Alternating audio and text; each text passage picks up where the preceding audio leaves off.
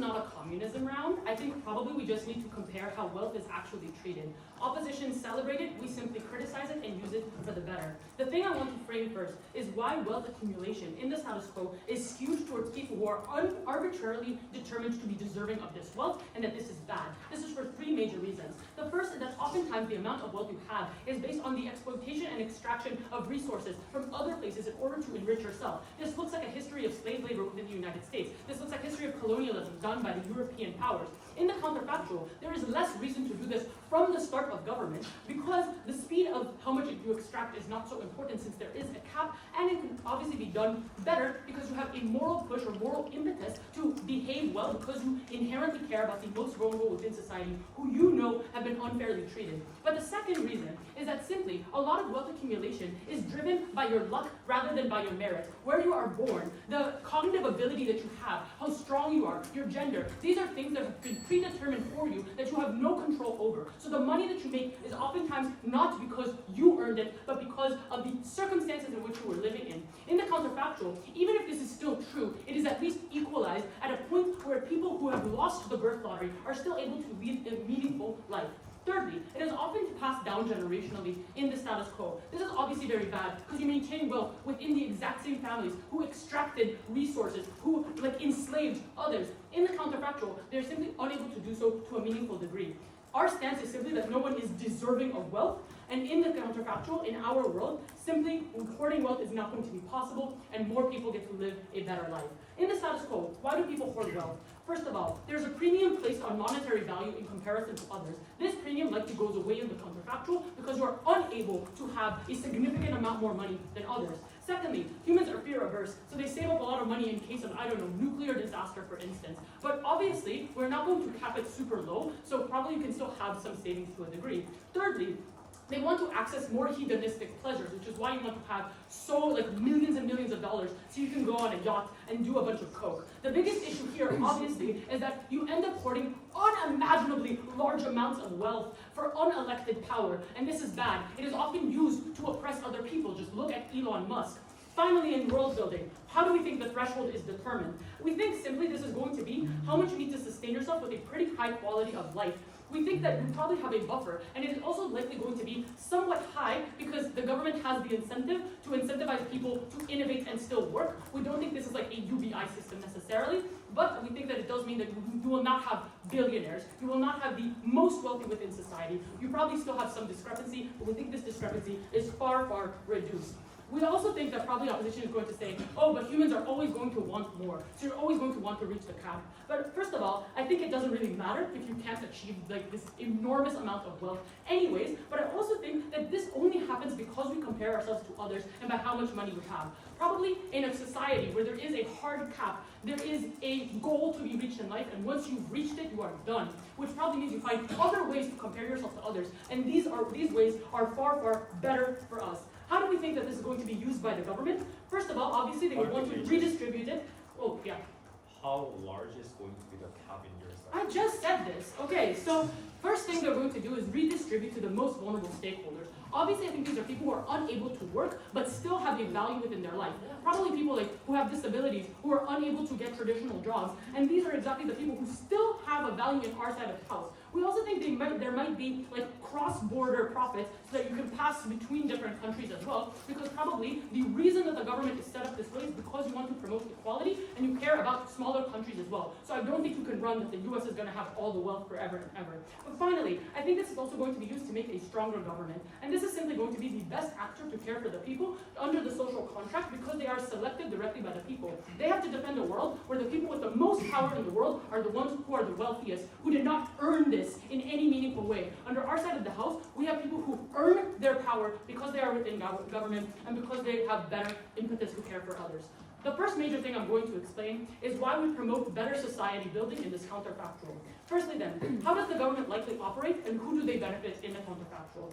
I think obviously they're going to collect taxes quite well and they're going to redistribute it as needed. They might say, what if corruption happens? I don't think this is likely to happen. There's so much pressure on you if this is indeed the normal system that exists and you are still beholden to electorates and things like that. So probably you have to listen to what your own electorate is saying and therefore you are unlikely to do this in a very bad way. They might say, okay, but what if you don't work and then you just get as much distribution as you want? I think first of all, humans find it inherently very fulfilling, very enjoyable to work because we like having meaning, we like being useful. But secondly, the threshold itself is probably very high because government still needs to operate and they still need to have people who are working and paying taxes. So I think that anyways, people are going to be working. Secondly, how are we going to operate? You probably de-incentivize profit-chasing behaviors by corporations. This is crucial. In terms of business and innovation, I think that profit-seeking often fucks over the most regular consumers, and innovation is still going to be rewarded under our side of the house through legacy. You don't need to have a bunch of money, and that is why you still are able to get innovation under our side of the house. But what changes is that you now penalize businesses who are doing overly profit-seeking behaviors, because now, if they reach the cap too fast, you cut them off at the knees. This means you get higher quality items, you get less child labor, less exploitation, obviously already incredible changes from the status quo. Secondly then, how is society inherently different for the better in terms of our values? I think that when money is less valuable and you still buy things, but you still probably have other values, you now want to contribute to society for the benefit of your reputation and your standing instead of money. This means you care a lot about how you treat other people, how other people see you. You want to help your communities. You want to live in a world where you are directly part of a society that is trying to make it better for the most vulnerable. You likely agree with your government in terms of redistribution because you don't know whether or not you are going to be the next person who relies on these redistribution policies. But secondly, you have more impetus to care about the people who exist around you. Because the wealth is capped, and reaching it is comparatively easier, the meaning and value you extract from society is simply going to be from the people around you, rather than how much money you can flex on them. But thirdly, people who cannot make wealth get to live, and these are valuable people inherently. There is no one person who is more valuable than another for any reason. Even if you are completely unable to work because you have a debilitating chronic illness, you are still seen as a valuable citizen within society. Most importantly, when wealth is only a tool, you make smarter choices with your own life, with your own spending. You think deeply about how you get wealth. You care more about other people. Please live in our world. All right, thank you, Prime Minister, for the fine speech. Welcome Leader of Opposition. Here.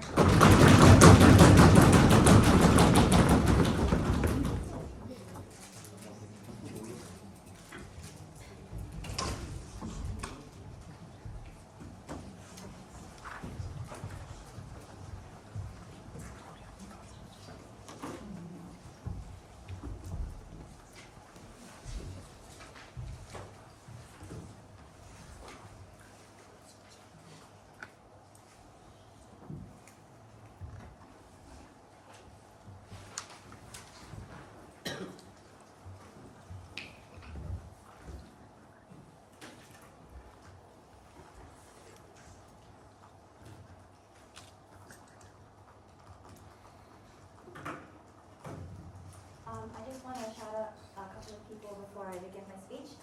This is my last KNC before I moved to Australia, so I'm really happy that I'm here.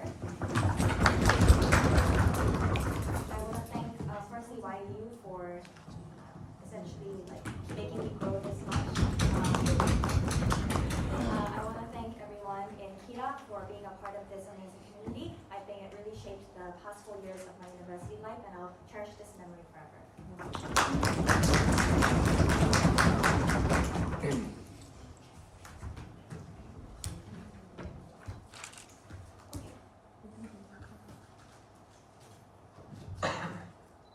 OG's case as to why wealth is acquired unjustly is not a reason to support the fact that we should use limitarianism, because we agree, maybe, yeah, sure, luck and birth or slavery and colonialism happen, but the way to correct this has many ways in which we can do so. We can have things like progressive tax systems, welfare systems, things like donation of individuals. These are all corrective mechanisms. Hence, their justification is actually not a way of justifying this current model. What am I going to do in today's debate? Firstly, let's frame what this debate is going to happen.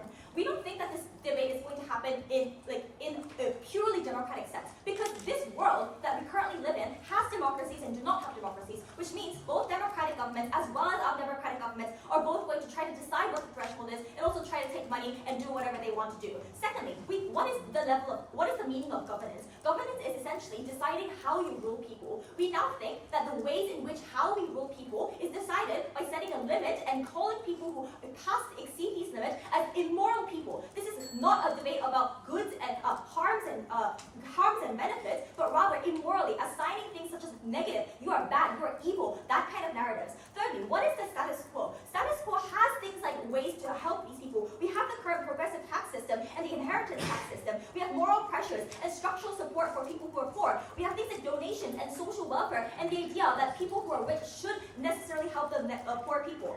Finally, we think that they don't know what we don't really know what the threshold is. We don't know whether the threshold is so high that it's like past the middle class income, or whether it's so low that it is like just above the poverty line. I agree. I think this is going to be dependent on each state, kind of decided democratically, and I'll engage with all kind of scenarios. Firstly, first argument, why we think that individuals should have an autonomy to their wealth. We agree that sure, things like slavery and colonialism existed, but things like meritocracy and the idea that you put in hard work and therefore you deserve the wealth you acquire is also true. We think this for a number of reasons. Firstly, this debate is happening in a case where there's a vast majority of the middle class who put in their own labor and get the same amount of hourly wage based on that, which means that the amount of wealth you accumulate based on how many more hours you work than another is an additional additional hour of labor that you have done, and therefore you should deserve that kind of benefit as opposed to that being taken away. Secondly, things like the kind of strategic ways in which you use and invest your money and putting it into stock and therefore expanding your wealth is also a part of your autonomous strategy in ways in which your hard work has led to the consequences, hence your deserve of that money. Thirdly, no thank you. We think that things like talent, innovation, and building your company and therefore creating innovative products that are able to sell to massive amounts of people and therefore you deserve that, you create that wealth is also a product of your innovation and your creativity, which we believe you deserve. We think that this is especially important in the freedom and having the access wealth is really important, having the freedom to do what you want. Because in a capitalist world, your ability to buy is incredibly important. And what you buy and what you wear and things like this all determine kind of a part of your identity as well. Now we are saying that certain people, if I want to buy a really expensive jacket and my limit is to the point where I cannot buy that jacket, I'm unable to kind of acquire the level of assets that I want. Secondly, let's move on to why capital. I'll take that POI. Yeah, you're saying that the status quo is better based on the value system of the status quo. If you insert moral policies, obviously these judgments also change. Yeah, even if those moral systems change, we're still much better in the status quo. Why is it so? Because capital also becomes a way of how to decide what to rule. Currently, the ways in which we decide things like morality is human rights, human dignity, right to things like basic needs, your freedom of speech, these things, right? But at the point to which we use this amount of capital you own as a metric of morality, this takes precedence over other forms of morality because essentially you're saying owning more surpasses, and that is a morally higher weight than, for example, your freedom to earn these kinds of things, which is essentially really negative because that becomes a dominant mode of how you decide morality. Secondly, I think elitism is essentially going to exist more on our side. We think that things like political lobbying, things like the ability for rich people to influence like social narratives and the media to say, oh, the threshold should be higher and higher and higher, exists a lot more on the richer people. So richer people have more inherent capital and resources to be able to convince the masses that the threshold should be higher. So we don't necessarily think that the idea of equality can actually work symmetrically on their side. They're always able to increase the threshold because rich people have more capacity to do so. But secondly, even if, let's say, complete equality existed, we think that other incentives for rich people to have to, for example, give their money is going to diminish. Things like the idea of giving back to people, the idea of donations, the idea of the social morality and the moral duty you think you have to, for example, better the poor people. These things are less likely to exist. Or individuals and rich people can simply just use all of their wealth because before the time where it comes where the government collects the money, because I assume that you don't just collect the money every single second of the day. There probably will be an end date where you are, if you have any excess money, you're collecting that. Then people are more likely to use up their money than to save and invest in R&D into new sites, which means that we have less innovative products, things like business models are less likely to exist. But also, thirdly, this gives the state a lot of control over what they can do. Because right now, the ways in which the political system works is that individuals' ability to have things like leverage over the government, and the idea of having political, the idea of having democracy is contingent on the fact that I will pay taxes to you, and therefore now you have to say, now you have the obligation to necessarily, listen to my political and electric voices and use the tax money in the ways in which you do so. But this limitation model just simply gives a huge amount of money to the government, which means that individuals and citizens do not have as much leverage over the government because right now the government needs the money and that's why they're willing to listen to you do and therefore collect the budget. But now you have an infinite amount of budget, which means that they're less likely to actually care the interest of the individuals, which means all of OG's point as to why this money is going to be used in a good way is actually going to fall. It is more likely to be used in an authoritarian sense where the government is taking control. Finally, I think mostly a lot of rich people in the status quo are able to use a lot of the wealth that they accumulate in a good way. For example, things like building the first train, building the first iPhone, large businesses all require huge amounts of investment to go in. These are goods that will not exist on site government side. These also enable things like cheaper goods by achieving things like economies of scale for poor people. This also includes large amounts of donations to better the corporate image. Things like profit enable a better R&D. Things like Bill Gates Foundation that actively acquire a lot of money to be able to use for good causes. All of these things are falling under their side. In fact, there's even more resentment towards poor people as thinking equality is already achieved because we have this model. Why do we need to support them more? Is an ideology that is more likely to exist. This creates a world that does not care about the poor, but in fact, it enables the rich to have more leverage as well as the state to have more power to control the wealth that they've accumulated in the way that they want to do without listening to its people. Proud to oppose.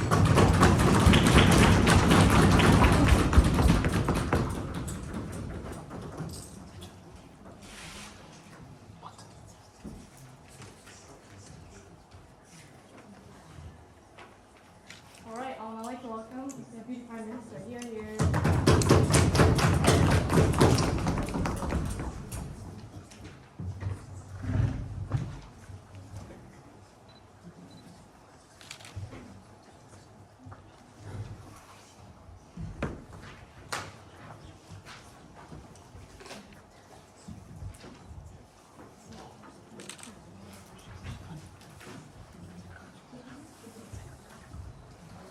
잘생겼다.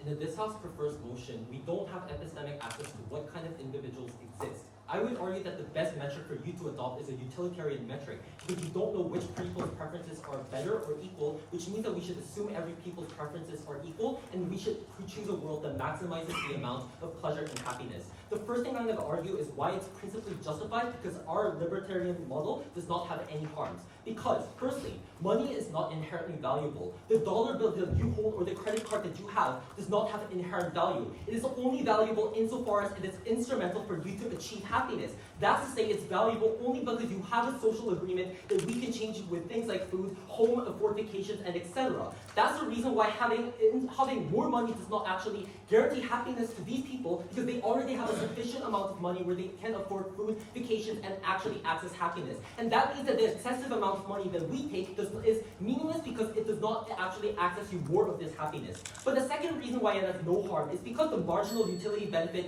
is close to zero. For example, the first bite of chicken you had at break night yesterday was fantastic, but as you have more bites of chicken, it obviously tastes bitter and bitter, and you actually feel it's not as peaceful as the first bite. Obviously, this is the marginal utility benefit. As the more things you actually have, the marginal utility of happiness that they actually have becomes decreases. For billionaires, this is the same, because holding more money gives less amount of happiness at the end of the day. So this proves why even if we take the excessive amount of money, the amount of happiness that decreases for these people are marginal or at best close to zero. Why is this crucially important? This is because people still have autonomy over wealth under our side, which does not explain why their accusation of autonomy is just to our side. People can still spend amount of wealth and money as it is under this amount of threshold, and that means we can also exercise autonomy. But the second thing is, we massively expand the amount of happiness, because the marginal utility and the money that excessive money that these people hold does not guarantee a lot of happiness. If you give these money to people of poor and disprivileged neighborhoods, this massively increases the amount of happiness that these people can access, going to the first vacation, going to actually school that these people really wanted to go, which is the reason why we maximize happiness. How is this threshold going to be decided? Because I think that was closing opposition's POI. Firstly, it's not OG's burden to give you the exact number, but we still explain how we can afford food, things like vacations for a lifetime. I think this you can calculate based on this. If you hold billions of dollars, you can still buy stable assets like US bonds or gold and invest in ETFs and derivatives, which often are going to be more resilient to things like economic recessions or whatever, which is the reason why this amount of money that you hold is likely to be very stable and it does guarantee you prosperity. But second of all, in a world where this is dominant, I will argue that people are able to have more political discourse as to what threshold should actually look like. For example, if inflation happens, obviously people are going to have a consensus that this threshold should increase, and this is, I would argue that simply this threshold is flexible. The focus of the debate is not how much the threshold is, but whether it's good to have a consensus that we should actually collect all of this excessive amount of wealth that actually exists. So opposition's burden is to prove without this consensus in the status quo why poor people and so many disprivileged minorities are able to actually access happiness when wealthy people are withdrawing all their money and holding the amount of unnecessary wealth that does not give any meaning to these people. The second thing I'm going to prove is why the status quo is actually far worse. Because the only thing that opening opposition tells you that there are corrective mechanisms, and this is a flimsy response, because corporations often avoid these corrective mechanisms. Things like they are harming they hire armies of lawyers in order to do things like tax evasion. They do rent-seeking behavior that often does private lending to consumers and often makes these people plunge into poverty. And there are private rent-seeking behaviors that often harm these minorities even far more. So I would argue that the corrective mechanisms that exist in status quo are very flimsy and feeble. You should not believe that these actually ensure the well-being of these minorities. Second of all, they explain that people will use all of their wealth. This is good because you get more regressive taxation when you actually buy money, you have more government welfare. But second of all, you die at some moment, which means that the excessive amount of gadgets and like bags or whatever you have in your closet are going to be expropriated because these are all your wealth and assets. So I would actually argue that people using all of their wealth still does not make a meaningful change. It is still going to be delegated to the government.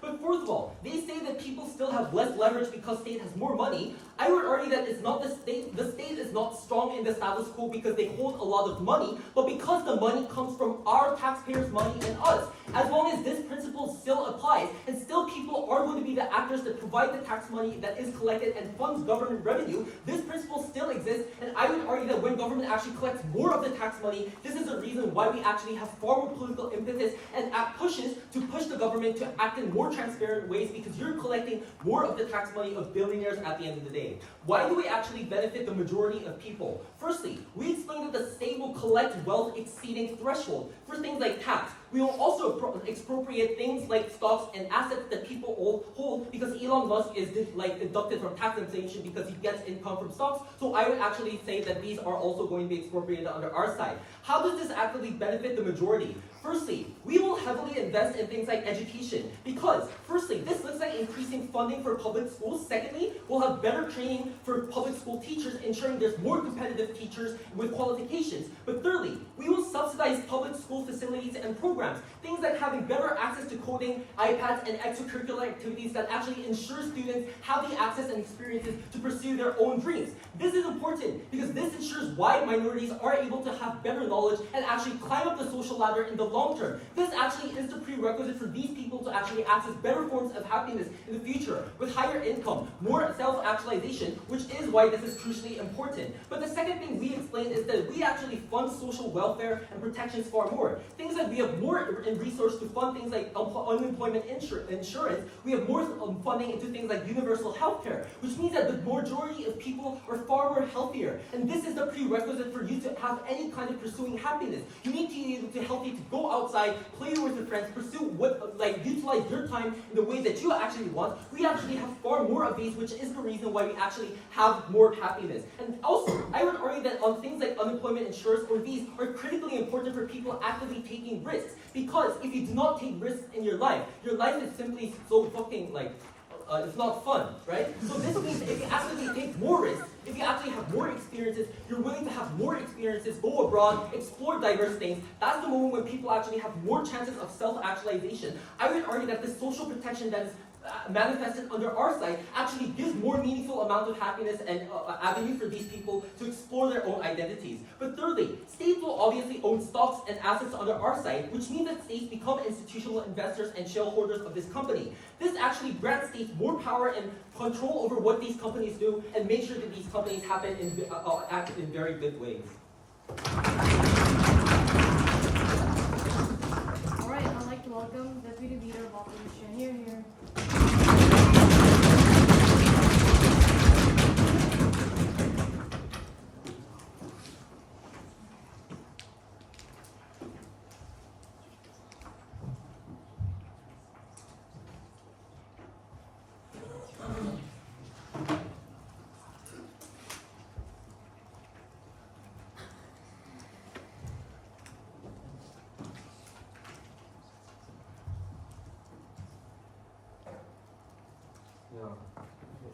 Yeah, this is not my first KNC. I still thank everybody, including YUU and Clara, that is going through this whole stuff of debating. Thank you. Don't have anyone to try.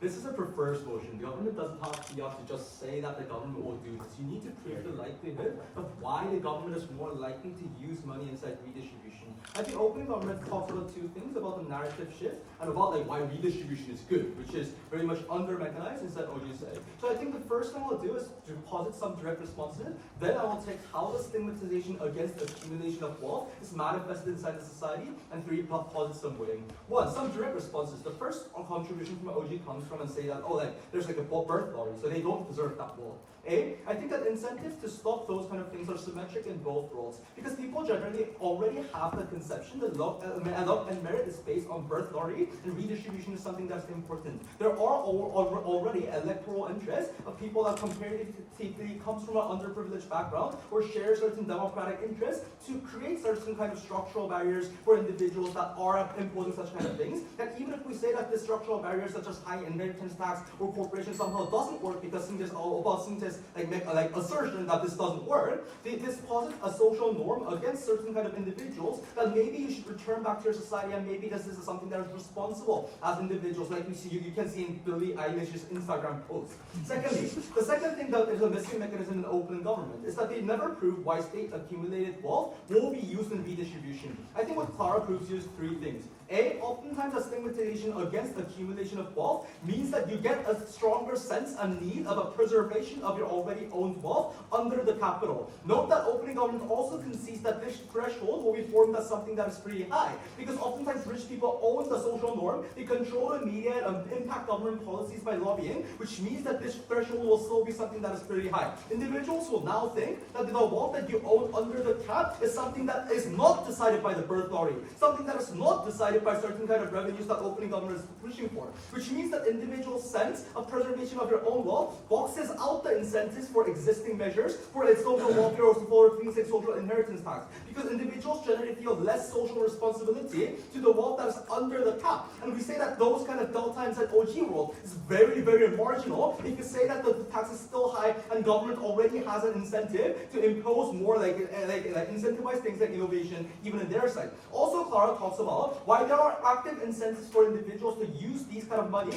in lobbying against certain kind of social norms more in our side. Because like you already have a cap on your wealth and you need to use those kind of money into something, or else your government will be just taking your wealth as a form of governance, which will mean that these kind of things will be most likely utilized by these kind of people that are overprivileged against certain existing policies or certain countermeasures or against certain social norms, because generally individuals will believe that certain form of governance of libertarianism is something that they cap from further development of the individuals. Secondly, Clara also tells you why this is that this is just undermines the meaning of actions to accumulate further wealth. So for example, even if Nama says that we are all incentivized to do this, we're talking about a form of governance. There will be more policies, and government's main stance will be imposing regulations on corporations, imposing regulations on the vast development. That is something that is the most important part of human innovation and human productivity, which means that such stigmatization against accumulating wealth will be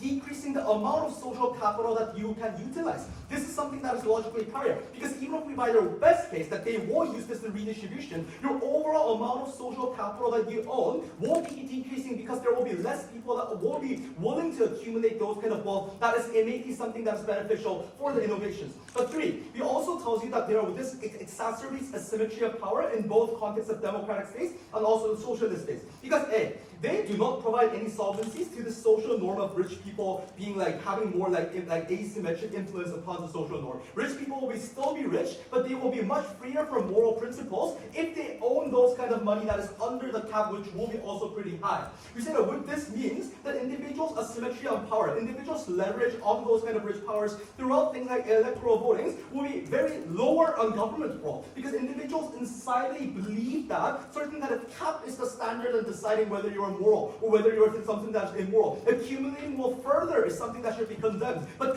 preserving your own wealth under that socially agreed cap is something that is bad. Which means that the discourse argument in Seungjae also doesn't work, because this discourse will be innately formed in a negative way, because individuals and the stronger actors in the society will actively bring more opinions upon why this is something that is a bad thing. The more important part in Clara's speech is talking about why instead inside states, where states have already a big authority over the individuals, why the government own a disproportionate revenue on our side. Now, your world, the society will pay a lot of taxpayer money to these kind of individuals. The only reason why authoritarian governments care about their citizens is because they're the taxpayers. If they can operate independent government without taking care of the taxpayers' interests, because they cannot just reap their money from the billionaires and not care about the tax. There's a very low incentive for these kind of states to go against things like corruption or go against things like violation for those kind of individuals. Before I go to these kind of, what does this moral look like?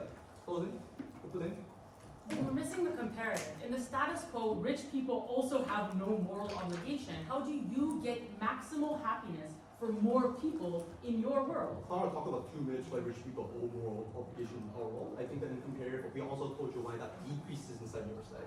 Pieces of weighing. Why is ours more beneficial for such vulnerable individuals? A, their case is contingent on things like political capital. We say that even if it is true that somehow politicians care more about these kind of redistribution, if there are active incentives that is initiated by this form of libertarianism that makes these kind of people's leftover money to be used against certain kind of policies like redistribution, that we also prove the likelihood, they never reach their end impact. But two, they are also contingent on the state's intent. Now the state should be a good actor that needs to be incentivized enough to create that redistribution, even if they accumulate immense amount of wealth from the billionaires and do not need to care about the taxpayers. Three, the process of formation of the norm of libertarianism is something that's logically prior. We said it is very unlikely for the closing government to just say that money is, people will care less about money, because a lot of cases government will still encourage working and innovating. The threshold will be something that is still high, and the moral transition on equality is something that's unlikely, because individuals are also facing inequality. People generally believing the cap is the standard to decide whether you are being moral or whether you're not being moral. Feeling that the money is under the limit means that I do not find any more moral capabilities or moral motives that is impacting me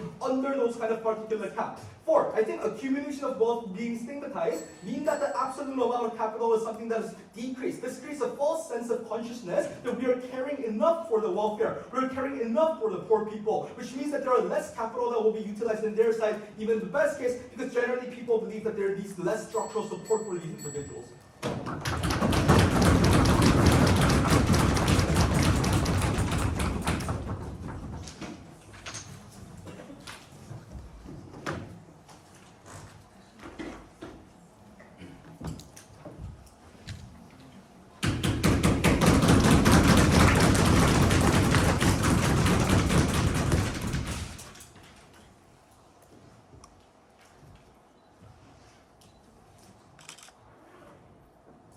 The first thing I'm going to explain as to why moral justification justification should not be a consideration in this route. Because opening government tells you that having an excessive amount of money is immoral because it leads to less utility. Opening opposition tells you that capital should be the metric of morality and innovation and welfare. The reason that this is a deadlock is because the argument is based on a base principle that is established in the status quo. So someone in the status quo would believe opening opposition because they believe in that value system. But someone in the hypothetical world of opening government will obviously believe that that is false because they live in an inherently different value system. This is why the principal argumentation from both opening halves are irrelevant to this round. The first extension coming from closing government is just to explain what this philosophy looks like.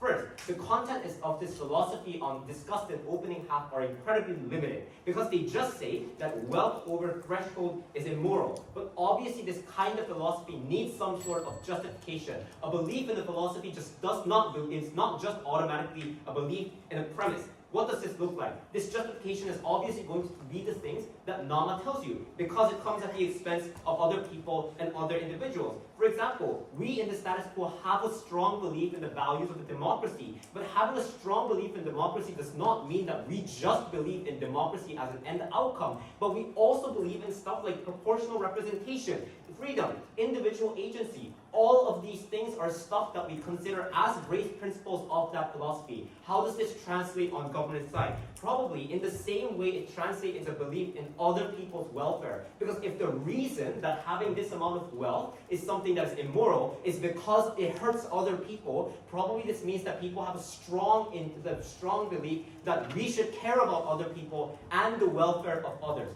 This is why you get that kind of welfare and political impetus on government side. Secondly, how is this propagated? Obviously, things like education and media will constantly tell you that you should believe in this kind of base principles, not because this is immoral, but also because of the justifications and base principles that you use. In the same way that opening opposition believes in the things like right to property, things like prosperity, things like innovation, people will believe in the base principle of thinking about other people's welfare. Now, there are also things like corrective mechanisms. So when other people and bad actors, for example, in society, want to evade this kind of principle and do something wrong, obviously there's going to be a lot of discourse about why this is wrong and reminding us about this kind of principles. This argument is incredibly important because it unlocks the political impetus argument from opening government. Because opening government says that this philosophy they assume that one, that this philosophy is automatically agreed upon, but two, that this philosophy, automatically agreeing upon this philosophy means that this automatically leads to benevolent actions and tendency. But in order to prove this argument to the fullest extent, you also need to prove that a belief in this political philosophy means that you believe in the base principles of this political philosophy as well. We are the only team on this side that identify what the base principles of this philosophy is. The base principle of this philosophy is a caring about others, is a caring about welfare of other people and wider society. And this is why opening government or government bench has welfare and its impetus at the end of the day. This also responds to opening opposition. Because when opening opposition says, there are going to be very, very malintended people, we actually say that these malintended people are only likely when people are opting into the belief system of the status quo. Probably, if you believe our analysis, it means that people are just intrinsically less likely to have this kind of greed, this kind of selfishness. And probably this is less likely, and you are actually more likely to have government systems that's align with these kinds of principles a lot better. Yes? Our mechanism is telling you that libertarianism will be largely impacted by the people that are privileged, which will mean that overcap is immoral and undercap is moral. Even if people strongly believe on that, how does that lead to law? No, libertarian will not be influenced by wealthy people. You're injecting libertarianism into the situation of the status quo. But this prefers to me. Libertarianism is something that is defined independently of the status quo or the counterfactual. And if you inject this kind of philosophy into our world, probably this kind of analysis is just simply false. The second extension coming from closing government is just to explain how governance is impacted. Because opening government just asserts that we're going to have more welfare program, we're actually going to tell you the reason why. The first and most simple reason is because of because of the first extension. Because people consider social welfare and the welfare of the people next to me a lot more, probably this unlocks the political impetus. But secondly, obviously, if you frame this as an immorality, this this does not just mean that you're doing something wrong, but it also influences how much you deserve in society. It influences how much desert you have to property, how much desert you have to influence. What does this look like? In the status quo, if you pay more taxes, you expect more influence in the government. That's just why, for example, we see rich people or chaebol groups or conservative politicians going like, I pay a lot of taxes, I contribute a lot to the economy, and therefore we should lower tax rates so that we can get more innovation on our side. And this is why welfare does not happen as well in the status quo. We also see things like lobbying, like multinational corporations coming into different countries and using the justification that I am providing you economic growth, I am providing you a lot of welfare benefits, and therefore you should lower tax rate, you shouldn't think about welfare benefits. Because in our world, and the justification here is because you provide more capital, you just deserve something back proportionally. And this is the justification that these people use in the status quo. Comparatively, in the counterfactual, what happens is that you do not deserve any of this influence. You do not deserve any of this catering. The most analogous situation is, if I pay taxes, I want welfare back. But if I pay a fine for fucking up someone's life, then probably I do not want something back, because this was something that is morally reprehensible. So because people do not, in the vacuum of the government's obligation to pay back to rich people just because they have a lot of capital and they paid a lot of taxes, what happens is that the government's obligation and more stronger incentive becomes to catering to what people actually think is correct. And we proved in our first extension is that what people think is correct is welfare and redistribution. This argument is really important because it completes Gulf Bench. We are the ones who actually prove that people believe in welfare, believe in the lives of the people around them, and also that you have much better government systems that are not impacted by capital, which is the biggest shackle that we have in the status quo. Very proud of those.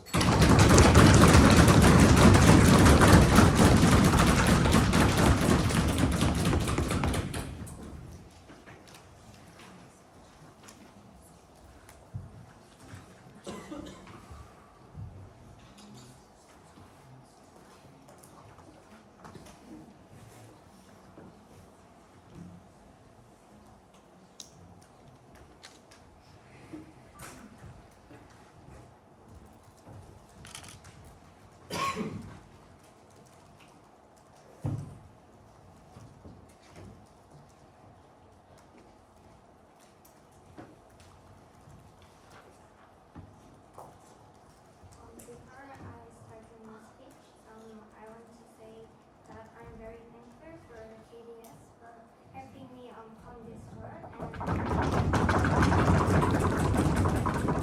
my first time doing BP this semester, so I would have gotten this far without my teammates. So thank you so much.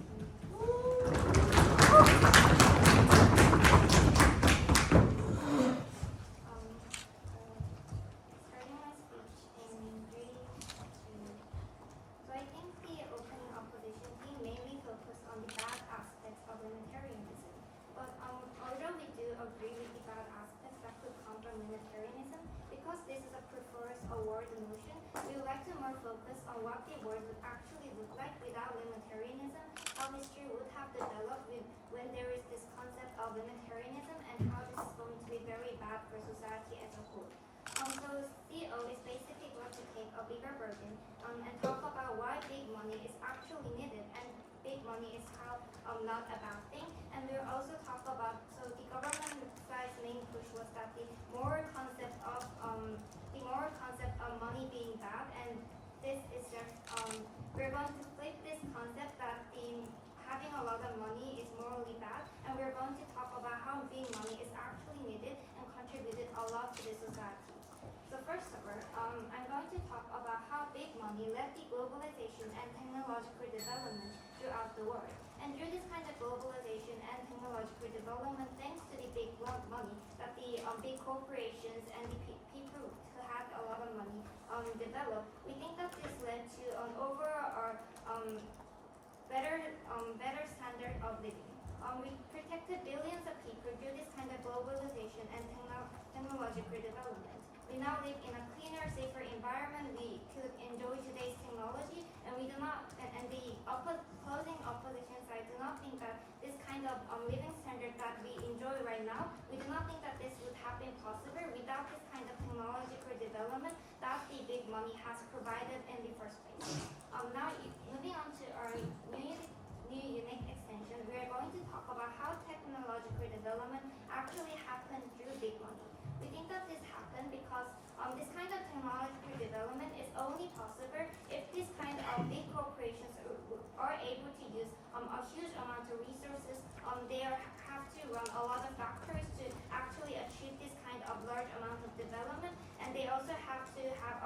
huge investment in research and development and also have all the mass production. We think that this is only going to be possible due this kind of technological development was only possible because this kind of people was able to use this kind of big money to ensure that this kind of globalization and technological development happen afterwards. And we think that this is going to be impossible in the government side work because the narrative, now that there is the narrative and the stigmatization that accumulation of wealth is a bad thing, and also that because it is physically like impossible to have that huge amount of money because I think that around 6 please, huge amount of money because as the motion is there said, the government is actually regulating this kind of businesses that have a huge amount of money. We think that in the government side bench, the private corporations are now unable to develop this kind of technological development that they have been making so far. And now that it is physically like impossible for those kinds of companies to do this, now the government has to lead those kind of technological development. And now I'm going to talk about how if the government does lead those kind of technological development, how it is going to be inefficient and at least less than when the private sector actually is in charge of that. So we think that this is going to be, the government leading this kind of technological development is going to be bad because first of all, there's going to be less check and balance system. So before in our world, when corporations are the ones actually leading this kind of development, this kind of private corporations has a check and balance system with the government where the government actively regulates the corporation to make sure that they are doing things ethically and they're redistributing money as well. But now that there's less like corruption in this kind of companies and they're not like taking advantage of people. So in our world, we have this kind of check and balance system where the government is actually regulating the corporations. But now that it is the government's burden in the government side work to actually lead this kind of technological development, we think that it is impossible for this kind of regulation to exist in the first place because the government is the one making the technological development in the first place. So we think that this is going to lead to a lot of lobbying, a lot of corruption inside the government, which we think is going to be very inefficient. And second of all, we think it is also going to be inefficient because in the private sector where the private corporations are actually taking charge of those kinds of technological development, in this kind of market, there's this thing called market competition. This kind of companies have to compete with each other to make more money to actually develop more. But now that the government is actually taking in charge of this kind of technological development, then they do not have those kind of market competition that is only existent in our world. So we think that this is going to be very inefficient as well. We both have the same political system and government. That means the incentive to fund or not fund social welfare is symmetric, so the main difference is where there's more capacity to fund public education, which is the foundation for innovation which you want. We think that, as I keep mentioning, we think that the development itself would have changed if there is this concept of limitarianism. Now companies are not able to develop the way they have been developing so far, and this is going to lead to all the impact that I have been talking about. Leading to our next extension, we also want to talk about how in our world, this kind of private corporation actually contributed a lot to the society. They did this by making new jobs for a large amount of people.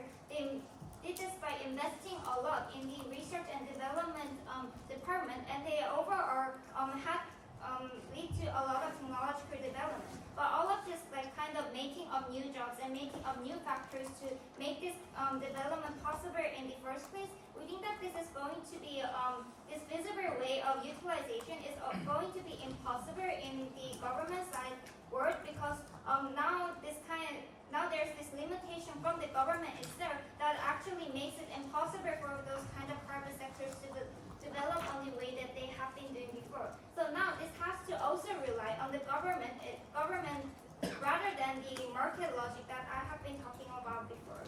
And leading on to our next extension, even if the government is successful at making some kind of technological development, we think that this is also going to be bad because in our side of the world, the corporations have incentive to distribute, to give back because those kind of corporations care about their public image. But the government side, now that they have the money and they are the one, they do not have any competition, we do not think that the government side has any incentive to actually give back to the society, so that we think that this is also going to be look better in our world. And because of those reasons, part 2 approves.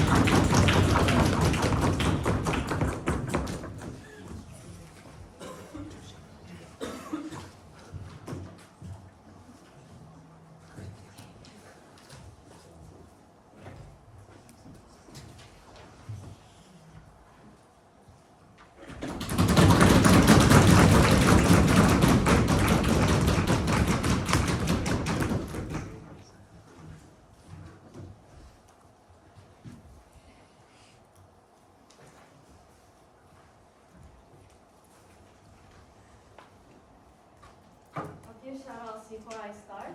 I first want to thank Yuhyeok for taking me to all KNCs like this year. Also, I thank Milan for hosting such a great tournament.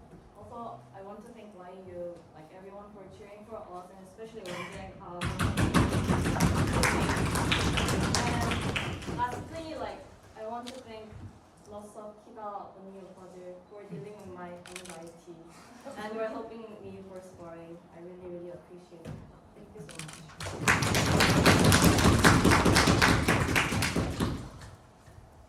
I'm so sorry. Seungjae, you're penalizing me for not shouting out there. Thank you guys so much.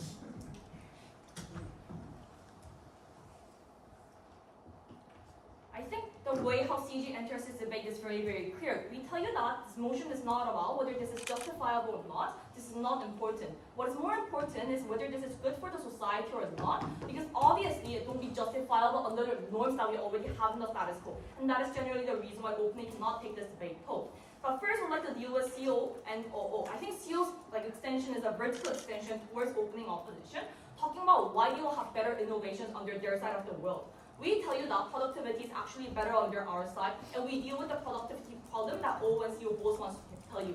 A, Yuhyeok proves you why government generally has better welfare under our side, and mechanize what OG is simply asserting in this debate. And that is the reason why when these individuals who are the most vulnerable have better access to education, we will have more people with capacity for innovation, and we believe that this is the most important thing. But B, also government generally has incentive for better social infrastructure as well, because they pose a more dominant role in people's lives, they are more influential to people's lives, and that is generally the reason why probably the political participation under our side of the world is something that's going to be bigger, and that's leading to the impact of why we'll have better infrastructure. But see, the fact that only rich has more powerful capacity for innovation is a bias that is existing in the status quo. Because we believe that innovation doesn't just simply happen because people have more capital or have more incentive. What is important is that they need capacity on an individual level. At the point when we're able to prove you that there's lower incentive, maybe we might have lower incentive for the top 1% to make innovations, but we have generally 90% of the citizens inside the status quo who has better capacity to make innovation. We believe that probably innovation under our side is achievable to a certain level. But lastly, even if we say that, if we believe that even if they have better innovation under their side, we tell you that this innovation is imposing a very practical harm to society, making clear gap between rich and poor, and dealing with the vulnerable individuals who are being exploited. So we are actually fine with slower innovation under our side of the world. Then we'd like to deal with opening opposition. First, we also mentioned about how this is not about whether this is moral or not, and that is generally the reason why OAT cannot take this debate home. But B, even if we still engage on their principal level of autonomy, A, we also have autonomy to a degree, because capital limitation doesn't mean that you don't have freedom of choice. But second, we don't see why this is relevant, because this is something that is contingent on the norm that we already have in the status quo. But third, even if this is true, we are willing to trade off the scale of impact that is outweighing opening opposition, and how we are going to protect the vulnerable. I'll take you later. But third, we talk about how rich individuals are going to influence the standard existing in the status quo, and we tell you that this is not true, because people who are more rich are labeled as immoral, and that is the moment they lose the bargaining power over the government in the status quo. But second, even if this is true, then probably the harm that O wants to talk about is greatly mitigated, because their harm only applies when the standard is on a reasonable amount, meaning that that is the moment when the harm is big. If you say that these rich people are going to have so much of a big influence, we are very uncertain about how the degree of harm actually you can prove. And probably that is the reason why this standard is going to be on a reasonable degree, because if not, there's no delta in this debate from the get-go.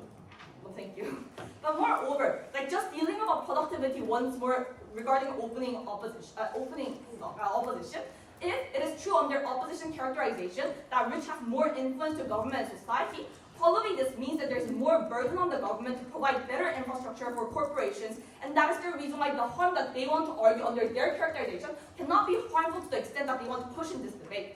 But lastly, we'd like to tell you that their case is contingent on the premise of rich having a good incentive. That is only the moment when they can mitigate the harm that we are proving it to you in this debate. We tell you that this is very, very speculated because you're depending on the individual's incentive. If individual has a bad incentive, then probably they have a very, very certain harm, which is harming the most vulnerable individuals in the status quo. And that is the reason why, at the point when you guys are going to have more bargaining powers for these rich people, and these people have more incentive to exploit the lower individuals, government does not have the incentive to actually actively protect these vulnerable individuals. And that is the moment when your harm is more certain, and we also weigh you on vulnerability. Before I move on to OG, yes. Your case at best proves that libertarianism leads to social perception. Our case weighs that the likely way of manifestation of libertarianism is capping wealth under limits and oftentimes justifies the wealth under the cap. Yeah, that is fine. That's what the motion is saying. You're looking at OG. So you believe that OG is not comparative at all because they do not prove why government incentive is going to be exclusively better under their side of the world. First, we tell you that we debate on a more intrinsic mechanism because we tell you from the start of Yuhyeok's speech about whether this is justifiable or not is not important because this is based on status quo norm. But secondly, we tell you that people will be happier because they say that people will be happier because of the marginal utility is something that is different. This is also on the premise that people are greedy. One, there might still be greedy people under their side of that people are not greedy because they do not want more like wealth or something like that. One, I think this is very, very assertive and uncharitable because there still might be greedy people. Humans have innate emotions that they want more profit for themselves, so this is at best marginal. But second, we believe that probably they will feel happier since the quality of life for a larger scale of society will be better under our side. We prove why these individuals will genuinely have better quality of life because government's incentive for better welfare is exclusively proven under our side. Because OJ also talks about this, but they assert why government will have good incentive or why they will use this in a good way. They never prove the likelihood. The only explanation is that they have political incentive. This is also symmetric under opposition as well, meaning that they're not charitable. CJ tells you three things. We tell you that this is a form of philosophy, and that is the reason why you don't have moral virtue and redistribution. But second, we tell you that government has more control over people's life, and that is the reason why people genuinely have more incentive to care about politics. But third, we tell you that the quantity of individuals who have capacity to care about politics is bigger under our side. Because we have better education provided, better health welfare provided, meaning that they have better capacity to care about other things. The likely scenario of the comparison of the status quo is that rich will have bargaining power, meaning that because they're paying in a form of cash, the narrative is that they are privileged. And that's the reason why the influence that they're imposing is way bigger under their side of the house. Government, CJ exclusively tells you that we're taking away the justification to take over the leverage, and that is the moment probably why leverage that individuals, each individuals have over the government is now marginal, at least better than opposition. The way that we give to our opening is that A, we provide the mechanisms for OG's impact to stand, which is logically higher, but B, we also deal about most vulnerable individuals will have a better quality of life, which is also exclusive mechanism proven by Yuhyeok. We believe that we weigh on vulnerability and outweigh them. But third, we just genuinely tell you that the debate context that we're talking about is on a more intrinsic mechanism. But lastly, we also tell you that this is not about how much tax you are going to pay. It's more about being framed as something that is immoral, something that is good. I think this is an exclusive contribution coming from supporting government. Please use your more than point of proposal.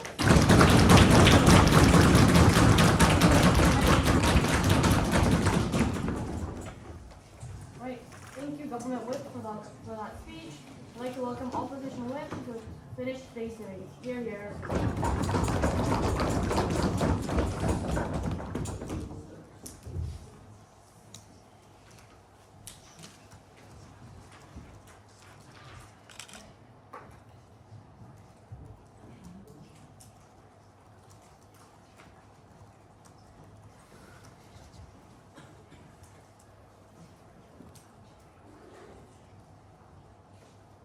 Okay, before I start my speech, obviously I have a lot of people to thank. So it's great honor and pleasure for me to debate in front of my best friends in KIDA and with my best friends in KIDA. This is my last KNC with the name of KDS because I'm going to military. Probably I'm going to be back here. But yeah, if I cannot go to Katosa like Dohyun or if I cannot go to airports like Seungjae, probably this will be my last KNC. So super thanks to my wonderful teammate who carried me to this far, and super thanks to my Sundays who are running a KIDA system in the Kominson Beverage KDS Sundays, and also Seoyoung who's a DC. And most importantly, I think my biggest supporter, Hyeon Lee.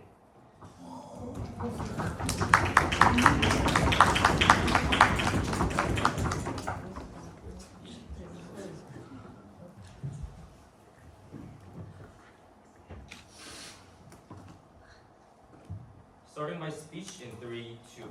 The way closing opposition is entering to this debate is pretty simple, I think. When opening opposition wants to take a small burden that probably the billionaires are not going to exist, or the moral value is unlikely to exist, which has been beaten, I think, by the government bench. I think we are entering to this debate by taking extremely high burden. We are extremely happy with living in the world where billionaires do exist. We are happy to have Jeff Bezos. We are happy to have like Carnegie, who like an iron guy, you know, or EFL issue. And we are happy to live under the status quo. When they said that probably when we talked about the pre-first motion, I think we have a biggest burden as an opposition to, the biggest burden for opposition to prove, I think largely twofold.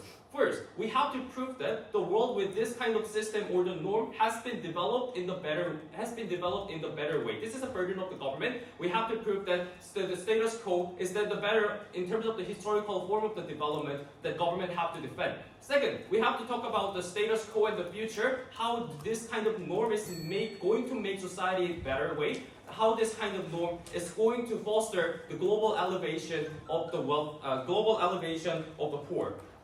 And the impact that closing opposition is bringing, thus the weighing metric that closing opposition is winning this round is very simple also, I think. First, we're winning this debate with the utilitarian benefit. We believe that the capitalism and the norm that inside the capitalistic system, infinite accumulation of the wealth is possible, and the birth of the billionaires and those kind of industries, including MNCs, has been unlocked, the elevation of the global standard. The reason why people are not dying anymore under the hot summer with the development of the air conditioner. The reason why we have a mass production, thus the better distribution and the better accumulation of the resources are now possible. The reason why we are enjoying every single technology that has been developed and will be developed by the B corporations and technologies, I think this is the exclusive impact that closing opposition only unlocks. Engaging on the whole government bench, they said that probably the government have a great incentive to redistribute the wealth. I think first, being very, very charitable, then magically their government is going to be somewhat democratic and very competitive and having a great way to distribute those kind of things. First, the fact that their government, they did not prove how their government will have the capital, how the social capital and the scope of the market in the whole globe in and of itself is likely to be able to guarantee the fair distribution, likely to be able to provide a capacity for the government to actually enable the international aid, enable the fair distribution, enable the welfare, I think is unsuccessful to be proven by the government bench. We think that the reason why the whole scope of the capital market in the globe has been developed this far, so thus this unlocks the vast majority of the impact that opening opposition wants to bring, is because the B corporations were existing, is because they were developing the technology. Starting with the libertarianism's impact on the agreed point. I think government is largely pushing 2 points. First, the world without the billionaires. Second, the moral pressure on the wealth accumulation. Yuhyeok said that, probably this is going to lead to the moral concept of the people, which with the premium of the redistribution. I think this is a huge assumption. There was no mechanization in between the linkage of this norm and the redistribution. People can be happy about cutting down people from being a super wealthy individual. Maybe there are a lot of ways for people to welcome this kind of norm. For example, they can possibly believe the government to be the biggest money holder and biggest entity. So I think when you have failed to prove that it's a human nature to like the distribution, and those kind of human nature to be jealous about the wealth accumulation will be changed, I don't think the premise from the closing government stands from the first place. So when we are saying that when the two things that closing opposition is exclusively proving in this debate, first, why in the world with libertarianism overall elevation won't be succeed, which is the reason why government bench cannot win over the closing opposition. First, for mass progress of the technology and individual technology and industrial level to happen, to move on from agricultural society to the industrial society, to move on from the just to move on from the car industry to the AI innovation. For those kind of technological developments to happen, we obviously need big money with agency to visibly utilize the capital. Because first, we need a sustainable input of the monetary resources to sustain the factories, sustain the facilities and a result. Second, we need huge amount of the R&D. Third, we need due to this kind of reasons, I think this is the exclusive benefit of the closing opposition. When they fail to do so, their assumption is that the billionaires, their assumption is that probably the government will have a better agency and better capability to deal with this kind of redistribution issues. So I'm going to move on to the weighing as to why that is very unlikely to happen from the first place. Tech development still happens. It's just a matter of speed. Why is it a worthy trade-off to have fast tech development while millions still live in poverty? I don't think the tech development can happen in their circle. So I think Minseo properly explained what's actually the engine of the tech development. It's a market competition for the corporation's incentive to win another corporation. In their circle, where government runs the development of the technology, first, market competition is unlikely to exist in the fruitful way that is existing in the status quo. Second, the governmental incentive to develop the technology without in those kind of situations, I think is extremely limited. Thus, they're losing the net amount of the service that we are providing. Even if you're conceding to the fact that loss of the speed of the innovation is going to happen, I think that speed of the innovation that guaranteed the faster development, that guaranteed the better accumulation of the resources, led to the net benefit of the utilitarianism, which is a service you guys are enjoying right now. Moving on to the second reason, why is it actually bad for the government to have significant dominance and the monopolization of the wealth? I think Nama is having extremely shallow assumption on this point, saying that probably the government is going to be super great. Note that in either side of the world, as they said, the political structure and political incentive is going to be identical. When you give a lot of money, which is uncomparable to the private sector, to the government, first, I think the colonization, invasion, conflict, this kind of problem will happen in even severe way, in more frequent way in their sector, when the government don't have to find the political leeway to get the resources from the public sector. That is exactly the reason why, even in the situation where exploitation can possibly happen, in the worst case scenario of the closing opposition, the amount of the victims, the amount of the minorities from the first place that can possibly happen in this debate is going to exist more on the government bench. So, at the end of the day, what does closing opposition bring in this debate? First, the mass elevation of the global poor. Second, the technological development and net service provided by that. Third, better forms of the development that can never happen in their circle, less conflict and war. So proud to be Seoyoung.